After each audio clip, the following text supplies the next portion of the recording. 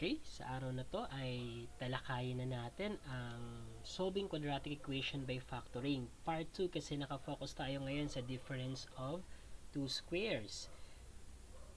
Mag-review muna tayo. So nakikita ninyo sa screen ninyo ngayon ang mga perfect square numbers. Napaka-importante na alam ito or familiar tayo dito sa mga bagay na to.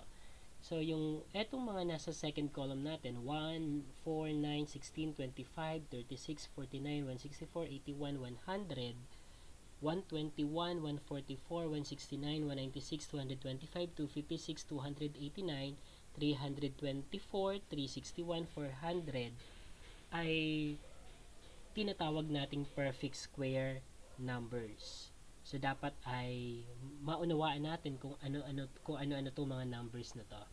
Okay, so tignan natin ito sa 20 tayo. So 20 times 20, that is equal to 400. So negative 20 times negative 20, that is also equal to 400.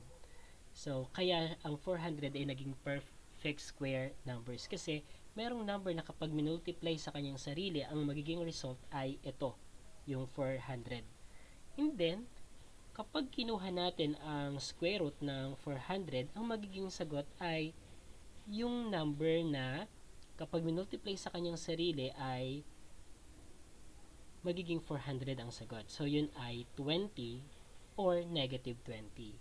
So, kaya dapat ito ay nauunawaan. So, ang 400 ay perfect square number. Ang square root ng 400 ay 20 or negative 20. Kung bakit? Kasi 20 times 20 ay 400, negative 20 times negative 20 ay 400. So, sana ay magkaroon kayo ng kopya nito para sa pagsagot nyo ay makakatulong ito. Okay, next na tayo. Okay, paano ba natin ma-identify na difference of two squares ang problem natin? So, pag sinabi nating difference, it refers to the operation of the problem. Mapapansin mo dito, so minus sign ang nakikita natin. So yan, yan at yan. Of two squares. Bakit of two squares? Kasi etong first term ay perfect square expression or number. Yung pangalawa din ay another perfect square expression or numbers. So, ibig sabihin, ito ay perfect square, ito ay perfect square din, kaya two squares. Kaya siya tinawag na difference of two squares. Ang mga halimbawa nito ay ito. So, we have 289x square minus 121. Ang 289x square kasi ay perfect square, perfect square expression. 121 din ay ganun din. 144x square, 169, 9x square at 1, ang mga yon ay perfect square expression or perfect square numbers. Kaya, belong sila sa difference of two squares.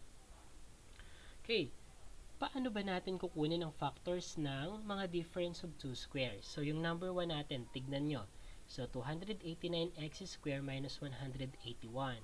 So, ang nangyari, kinuha yung positive square root ng first term natin. So, ito ay equivalent kay 17x times 17x. So, yan yung factors niya. Ang 121 naman, ang factors niya ay 11 times 11. So, dito, so ito na. So, 17x dito din ay 17x. Etong unang 11 naman dito, yung pangalawang 11 ay dito. So, makikita nyo sa factors na ito, meron tayong 17x plus 11 times the other factor ay 17x minus 11. So, always na sum and difference ang factors ng difference of two squares. So, ang factors niya ay tinatawag na sum and difference of two terms. So, yan. Okay? Pangalawa tayo. Okay, eto naman, we have 144x square minus 169. Factors ng 144x square ay 12x times 12x. So, eto naman, 169, 13 times 13. Yung positive factors lang ang kinuha natin. Okay? So, then, ilalagay natin dito sa first binomial factor natin, yung positive square root of the first term. And then, sa second term ng binomial factor ang positive square root ng second term. And then eto, same lang. Ang pagkakaiba lang nila, so we have a sum here, addition, and then dito naman sa pangalawang binomial factor ay subtraction. Pwede namang ma-interchange ang dalawa, basta ang isa ay subtraction, ang isa ay addition. So, eto na tayo, ang sagot.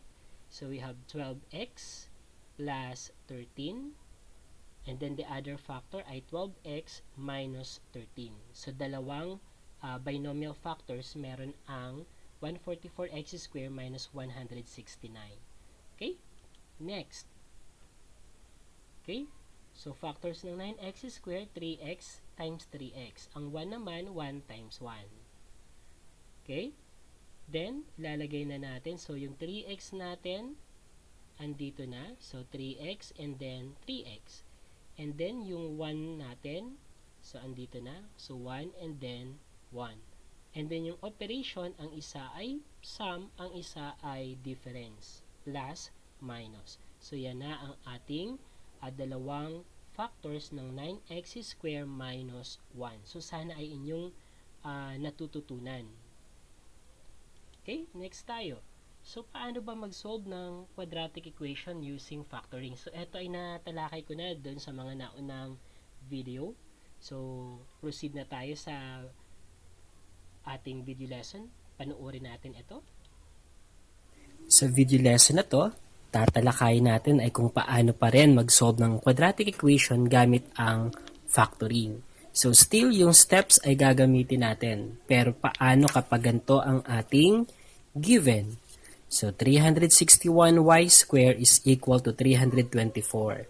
So, dito mapapansin nyo na ang 361y squared ay perfect square expression. Ang 324 naman ay perfect square din.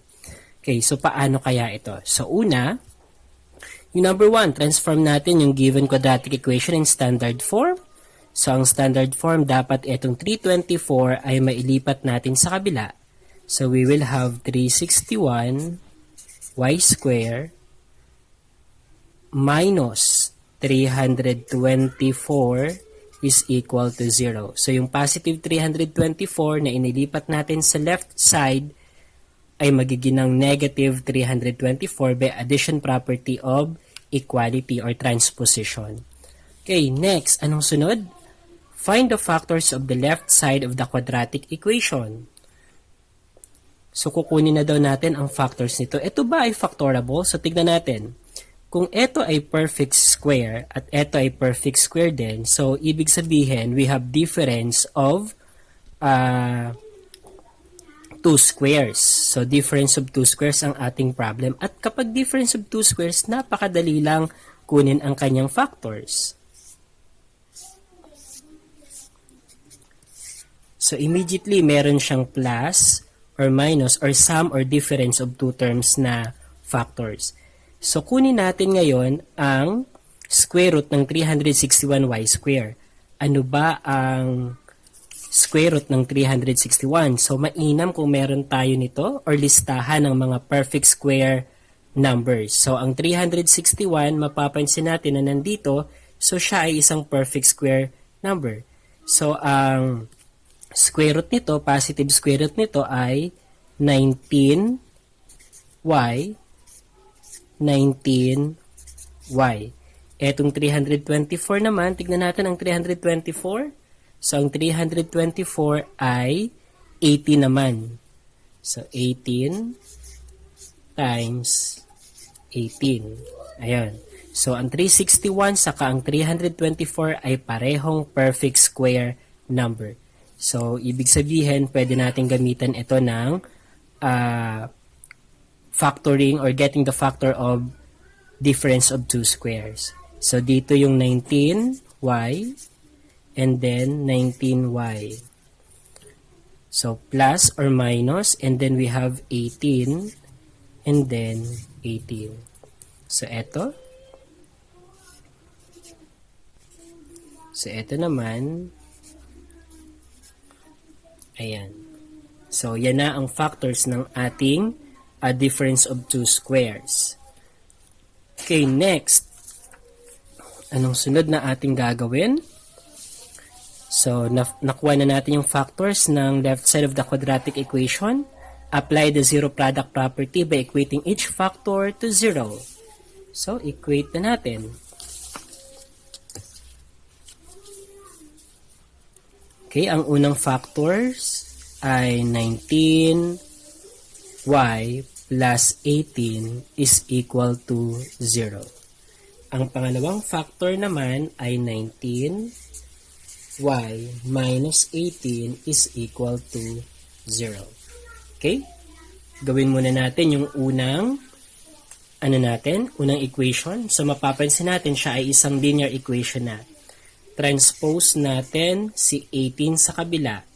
So, 19y is equal to, since ita-transpose si 18, positive siya, magiging negative 18. Pagkatapos niyan, multiplication property of equality tayo para mawala si 19 na katabi ng y ng variable natin, kailangan nating i-multiply by 1 over 19, the reciprocal of 19. Next, multiplying 1 times 19y ay 19y. Ito may denominator na 1, 19 times 1, 19.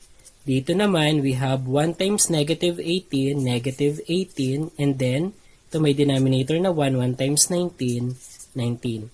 Cancel kasi 19 divided by 19 is equal to 1 times y na lang ang natira. And then, negative 18 over 19, ito na ang ating first solution. So, negative 18 over 19. Hindi na siya pwedeng ma-reduce pa kasi ang 19 ay prime number na. So, walang number na pwedeng makapag-divide sa kanya maliban sa 1. Okay. Dito naman tayo sa pangalawang quadratic equation. Ang pagkakaiba lang nila ay yung sign. Kung sa una ay plus 18 siya, dito naman minus 18. So, same way. So, 19y transpose. So, since negative 18, ililipat sa kabila, magiging siyang positive 18. And then, para mawala ang number na katabi ng variable nating y, which is 19, i-multiply natin siya sa reciprocal niya. Reciprocal niya ay 1 over 19. And then, multiply yung reciprocal sa bawat term ng side. So, 1 times 19y, 19y. 19 times y, 1 is equal to 19. Dito naman, 1 times 18, 18, and then 1 times 19, 19. So, 19 divided by 19, 1 times y ay y. Then, 18 over 19, masisimplify pa ba siya? Hindi na. So, naka-lowest term na siya. So, yan na ang ating solutions. Okay, ayan. So, ang solutions natin ay y is equal to negative 18 over 19 at y is equal to 18 over 19. So, ngayon naman, paano natin i-check kung tama nga ba yung nakuha nating solution na yon? So, i-test natin yung una muna. So, kung ang ating y is equal to negative 18 over 19, isa-substitute lang natin to dito sa original equation. So, yung y doon ay papalitan lang natin ng kung ano yung value ng y natin. So, tignan natin. So, 361 and then ang y natin ay negative 18 over 19 square is equal to 324. Okay, next. So, ito, yung strategy na gagawin natin, ang 361 ay alam natin na 19 times 19 siya. So, isusulat natin siya as 19 times 19. Okay, ito naman, pwede natin siyang isulat na negative 18 over 19. Okay, ayan. So, ang solutions natin ay y is equal to negative 18 over 19 at y is equal to 18 over 19. So, ngayon natin, ang 361 ay alam natin na 19 times 19 siya. So, isusulat natin siya as 19 times 19. Okay, ito naman, pwede natin siyang isulat na negative 18 over 19 times negative 18 over 19 is equal to, ito ay 324. Okay. Etong mga to ay may denominator na 1. So, pag i-multiply natin lahat yan at i-multiply din natin lahat yan, may shortcut kung paano masisimplify. Kasi 19 divided by 19 is equal to 1. 19 divided by 19 is equal to 1. Anong natira? So, sa numerator natin ang natira ay negative 18 times negative 18. And then, pag sinimplify natin, minultiply natin ang negative 18 times negative 18 ay positive 324. So, ibig sabihin, yan ba ay true statement? Yes, ito ay true statement. So, since ito ay true statement, ibig sabihin, etong 18 over 19 na to ay talagang solution ng quadratic equation na meron tayo. Okay, yung pangalawa naman, yung isang value, okay, tapos na tayo kay negative 18 over 19. Yung isang value naman ay y is equal to positive 18 over 19. So, same way tayo, isa-substitute natin itong 18 over 19 doon sa original equation natin. So, we have 361 y square is equal to 324.